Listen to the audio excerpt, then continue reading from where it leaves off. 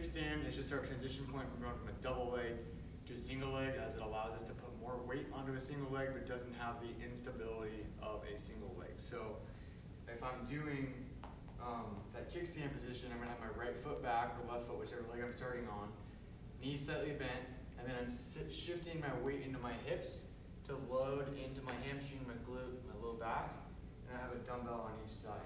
So when I do this, my range of motion is typically going to be limited by my hamstring mobility. So if you're somebody that's pretty limited and you start rounding through your back in order to get into increased range of motion, we're not going for that. We want to be able to keep a neutral spine so we know we're loading those tissues on the back half of your thigh.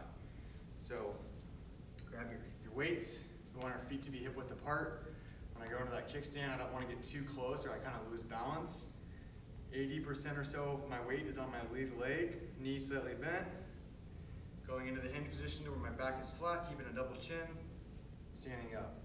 Be mindful that when you get in the bottom position, you're not staring at the mirror or looking out in front of you, because that really puts you in a ton of extension. So you want to cue that good neutral spine by having a double chin, hinge the bottom position, come up.